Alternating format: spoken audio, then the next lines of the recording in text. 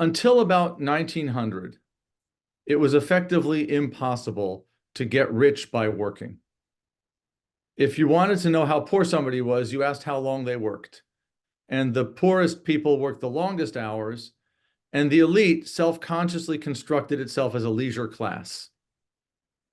Today now, in the 21st century, in the United States, for example, the highest paid 1% of people by income disproportionately owe their income to their own labor. The top 1% as a group owes perhaps 3/4 of its income to selling its labor. These are people like elite lawyers who are partners at law firms where profits per partner are more than $5 million a year, or elite executives who make millions of dollars a year for managing firms that they don't own.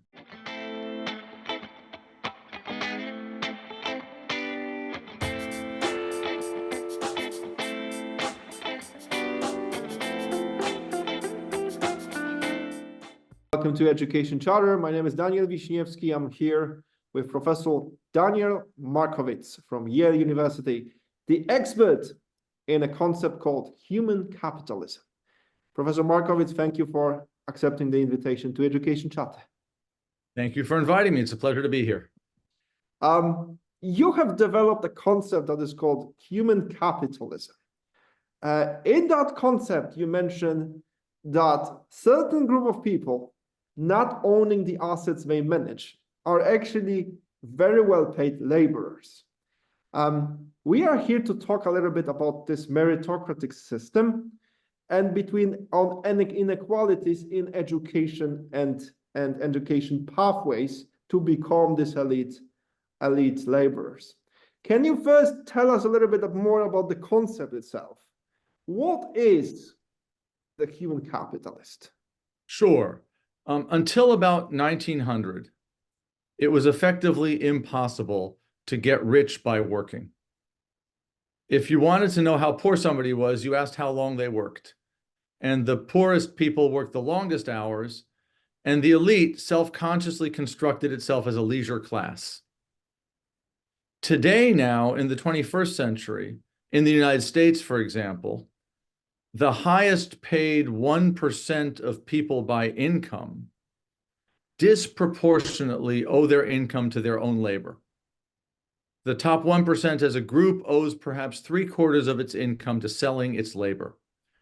These are people like elite lawyers who are partners at law firms where profits per partner are more than $5 million a year, or elite executives who make millions of dollars a year for managing firms that they don't own, or finance sector professionals who make millions or even tens of millions of dollars a year for managing funds that they don't own.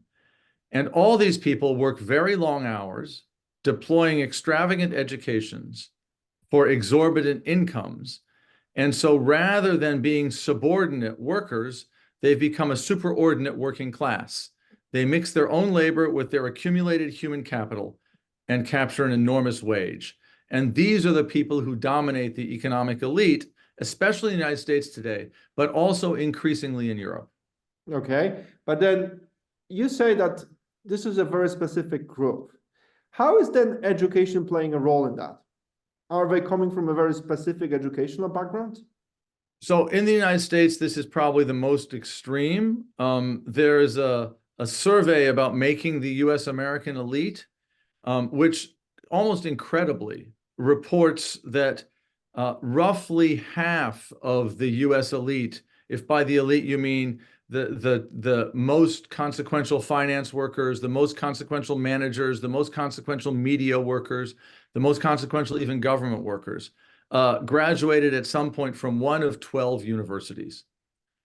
Okay. If you go to law, something like 80% of the partners at the highest paid law firm in America attended fewer than 10 different law schools.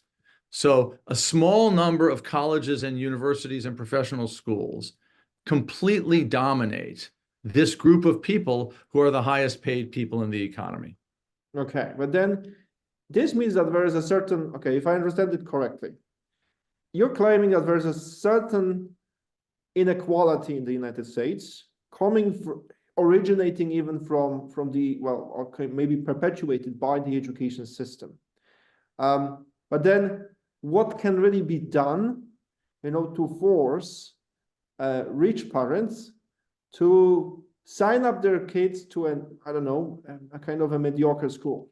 Yes. So first of all, you can do. yes, good. You're quite right to point out that this system produces intergenerational inequalities, not just inequalities in a particular generation. So families become dynasties of human capitalists.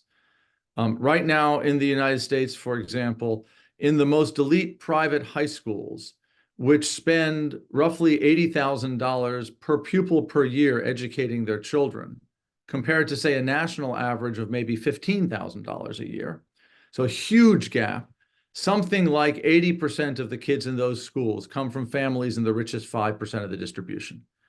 And then if you go to the Ivy Plus colleges, there have been recent years in which the Ivy Plus colleges have enrolled more students whose parents are in the top 1% of the income distribution than whose parents are in the entire bottom half. So there are more 1%ers at an Ivy League school than there are people in the bottom half of the distribution. So, of course, then the graduates of those schools dominate the top jobs in the next generation. And you get this cycle. You get this cycle of dynastic privilege, all run through human capital, not run through inheriting farms or factories. So what can you do about it? Well, on the education side, the most important thing a society can do about it is massively expand enrollments at currently elite schools also, not just universities, but also universities, and make them less exclusive.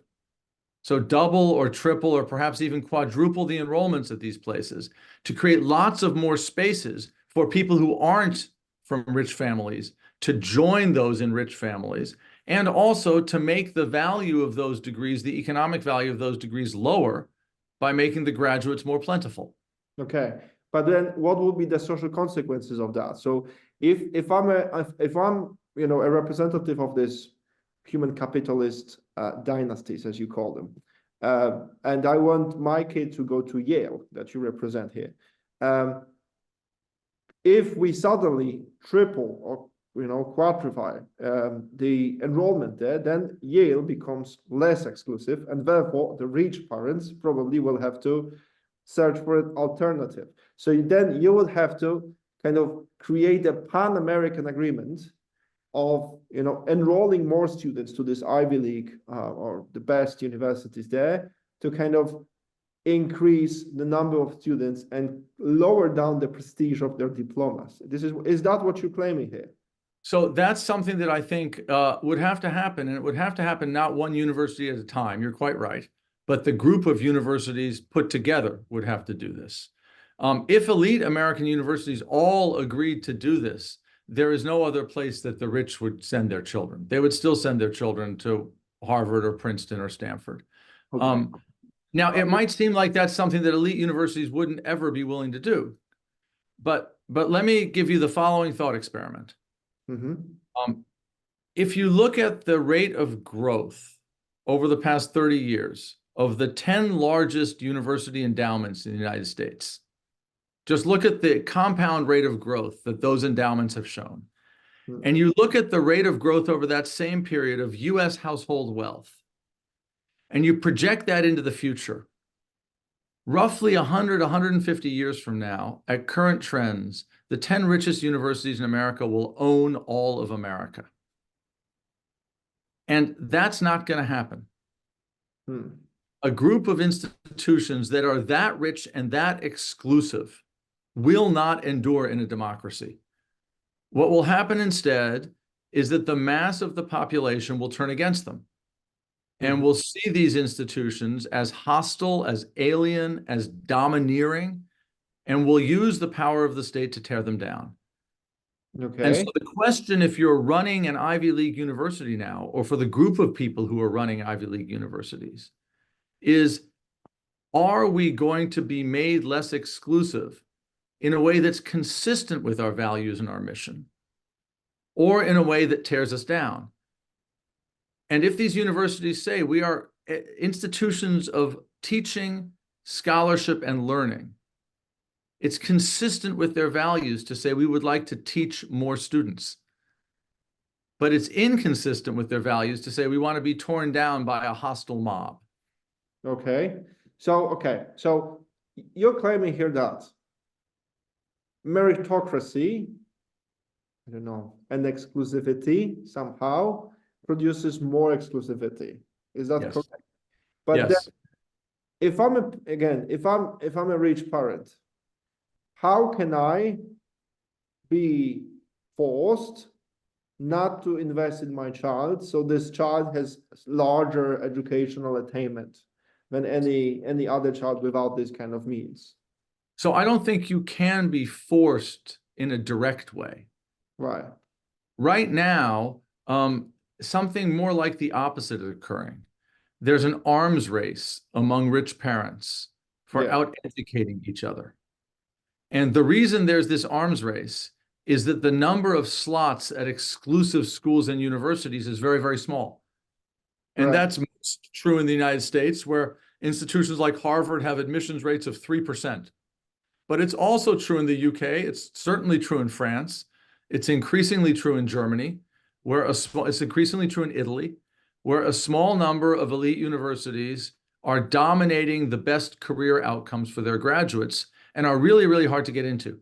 And what that means is that if you're a rich parent today and you understandably want your child to have opportunities, you don't just permit them to get extravagant and elaborate and elite educations, you push them to, you almost force them to.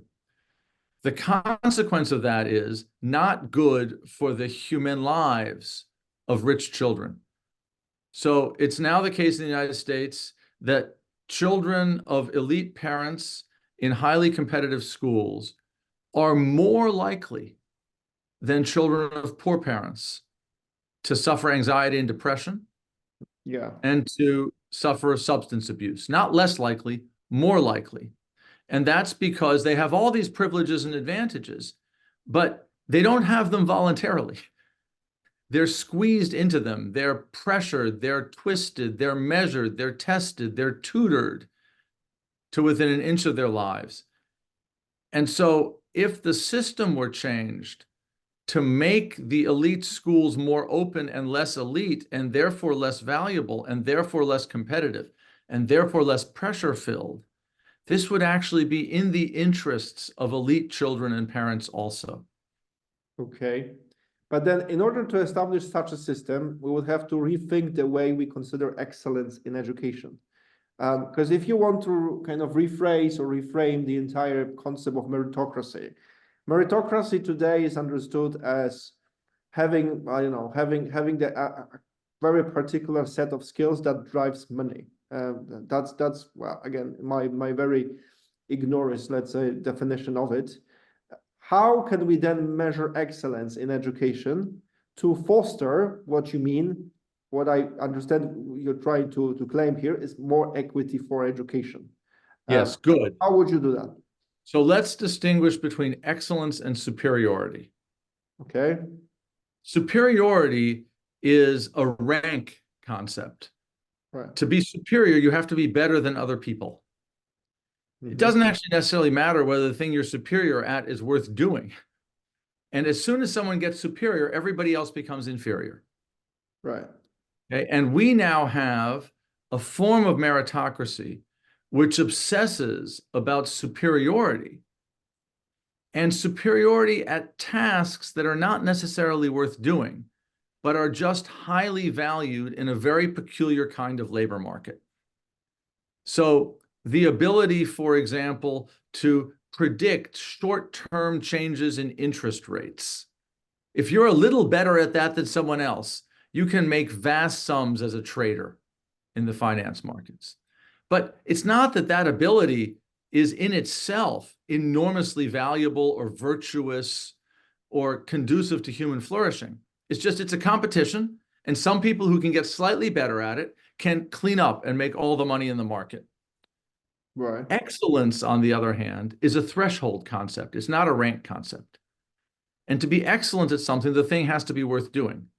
So excellence involves having the skill to do things that are worth doing at the level you have to do them at for them to be worth doing. So an excellent doctor can heal their patients.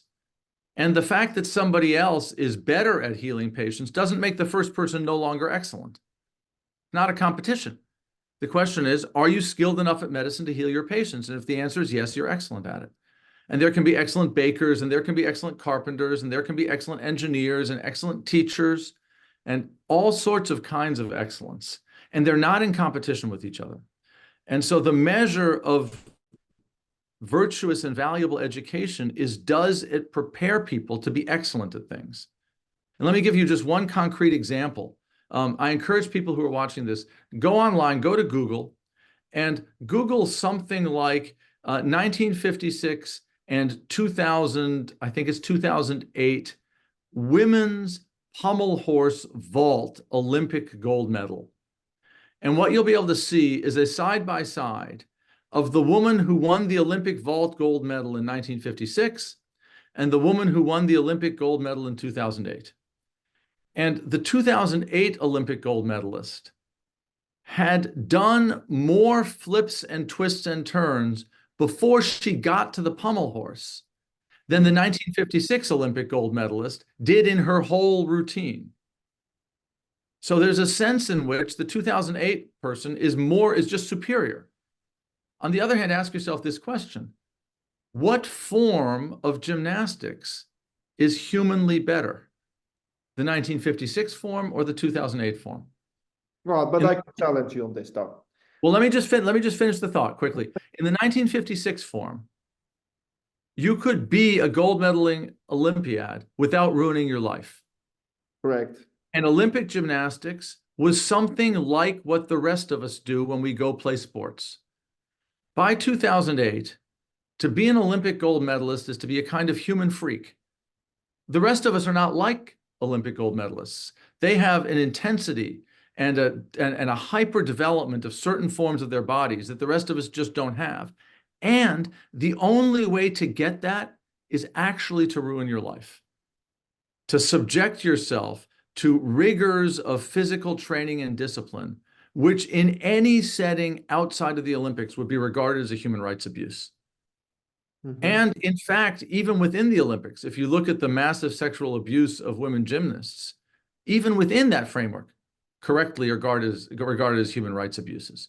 So the quest for superiority has distorted the activity to make it, in some deep sense, no longer worth doing. And the old regime is in one way less meritocratic, and in another way, much, much better. I mean, I can understand the point that we could reframe education in such a way or focus more on inclusivity than on excellence. But then, I can use a conservative argument here, and I could say, I mean, human development and the civilizational development has always been based, at least my understanding of it, by the pursuit of extraordinary people pushing the frontier. Would changing the society into this, let's say, I don't know, more inclusive, less meritocratic, not stop us from, pursuing the trip to the moon? Great. So let me give you two examples. One is going to be easy for my side of the argument, and the other is going to be harder, okay? But the theme of these examples is that the pursuit of superiority distorts education so that we put a great deal of effort into activities that in competition make those who win rich, but don't actually promote civilization. Mm-hmm. So law and finance are a good example of this. Think of the extremely, exquisitely skillful, talented, and creative lawyers and financiers who have created the modern market for corporate control, or high-frequency algorithmic trading, or elaborate derivatives. These are all technologies that were invented by the most skilled, most trained, most superior workers who made literally billions of dollars for themselves inventing these things. But the net effect on our civilization of elaborate derivatives and securitized mortgages and of high-frequency trading using computerized algorithms and of elaborate forms of corporate takeover has been negative. So there's been an enormous amount of innovation driven by elaborate education, by super skilled workers, which has made society worse off, not better off. Now, let me take an example that's a little harder for my case, but I think shows how broad this phenomenon is. Look at medicine. We know how to transplant a human heart. We know how to make a mechanical heart. Those are inventions that clearly in themselves better society and were made by super skilled, superiorly trained workers. On the other hand, we don't know whether it's better for my heart to exercise intensively once a week, moderately 3 times a week, or always to walk and climb the stairs. We don't know how to get people to do exercise more regularly or to have better diets.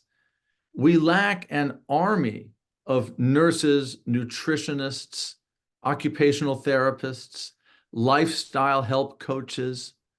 And that army is staffed not by super educated superior workers, but by mid-skilled workers. And the fact that we worship superiority in our medical training means that we have too many specialists and not enough nurses and general practitioners and dietitians. And while it's true that the innovation of the guy who figured out how to make an artificial heart helps, the system that produces that person and not enough nurses actually makes our population's heart health worse, not better.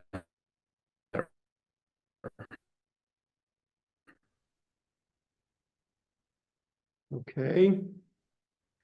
I'm going to, look, I think it's a very compelling argument. Okay, so stating that we need to make the education more inclusive because this will somehow foster or strengthen the medium class and will help us to kind of make an entire army of people that are good at things. And I mean, I can actually partially agree that indeed, since we are all in this rat race, chasing these best jobs, what happens is that in fact we all try to get educated in the same thing, which kind of leads to a significant skills mismatch. So you have needs of the economy on the one hand, and you have people that are trained in, let's say, trades that are not, I'll say, not needed. I've seen this myself in my when I was at university. And just notice that way of putting it means it's not a choice between inclusivity and excellence. The point is, what we want is excellence, but excellence has built into it that it's training at things that are worth doing, rather than training at things that allow you to extract surplus from other people. Okay, all right. Good. I mean, to be honest, I'm really puzzled with this because then how do we then define excellence? You said these are things that are good for other people to be done. Is there a more elaborate definition of that? Great. So I think that is a really profound question and a really difficult question in the following sense. The way we define excellence in our current market meritocracy, or the way we emphasize even superiority, is by just letting the market do its work.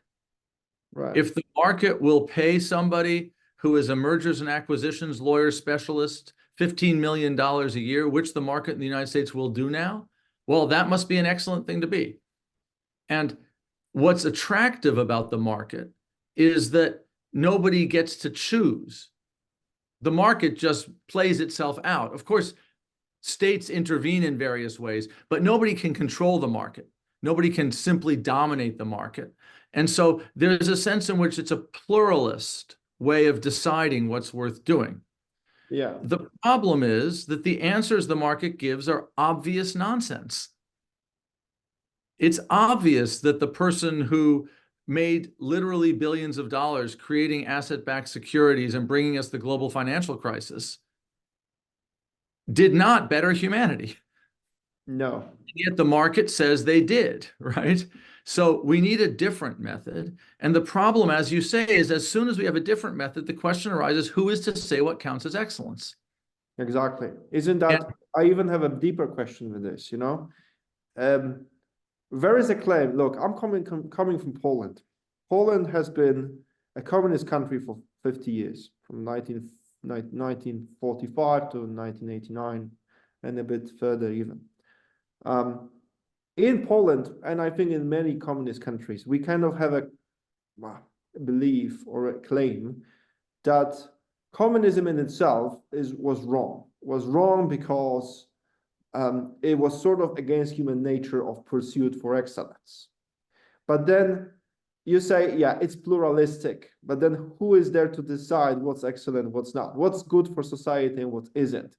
The market, on the one hand, is you're right about this. It gives us this impression of being pluralistic. So if there's people that want you to be paid for something, certain amount of money, so be it. This means that you're good at it, and so you're being paid. But then, yeah, is this really not even against the human nature? Because deeply in our nature, we want to do better. We want to pursue excellence. We want to be meritocratic. We want to earn a lot of money. We want to do that, isn't it? well, so But we want to do good. it. So there are 2 points here. One is the alternative to the market obviously is not that one person or one small organization, the king or the Communist Party or the top religious leader, gets to decide what excellence is for everybody else. Right. That's oppressive. The answer has to be a democratic answer in which we collectively, in democratic politics, including in the struggle of democratic politics, argue about what we want our society to be like. If we think that, for example, we need more health and health care, we then argue about how many doctors we need, what percentage of the population needs to work. And if we think we care a lot about the environment, we argue about how to balance the needs of farming against energy, against nature, against the climate gases. We argue it out and decide collectively what we think excellence is. And then we pursue it. And obviously, some people will win and some people will lose. And that's why you have courts and rights and another election always around the corner. But that's how we argue it out. Now, with respect to human nature, it is not, this is a very important point. It is actually not human nature to want to win the market competition and get as much money as you can. That is what people want in the society that we have constructed. But for most of human history, that is not how people thought about their lives. They wanted other things. In fact, for most of human history, for example, when wages went up, workers yielded fewer hours. Because once they earned enough to buy what they thought was socially appropriate, they preferred leisure over labor plus income. Mm-hmm. So we have constructed ourselves to be infinitely greedy for money. But that's not human nature. Again, it doesn't serve even the well. I mean, maybe a good way to end is just to think about the following. Go back to the superordinate workers. So I have a lot of students who go into law firms. They're working 80 to 90 hours a week. Every week, year after year after year. Now, think about the value if you're working 85 hours a week and how enormously valuable that is to you. And then think about the value to you of an additional $500,000 if you're making $7.5 million a year. The answer is that has no value to you at all. You wouldn't notice its presence. You wouldn't notice its absence. You are so rich that the marginal value of money to you is zero. And yet all of these people continue to work 85 hours a week in order to get the extra $500,000, which is just irrational and self-destructive. And it's a consequence of the imaginative life that an aggressive and unlimited pursuit of market superiority has made us embrace. And it destroys not just the middle class and the working class, whom it excludes from advantage, it also destroys the elite, whom it exhausts and leaves them to use themselves up in a fruitless pursuit of wealth. Let's leave it with the concluding remarks, let's say, of this talk. I think this is a very good point at the end. Professor Markovits, I think you have opened up more questions than we can really cover within the framework of this program.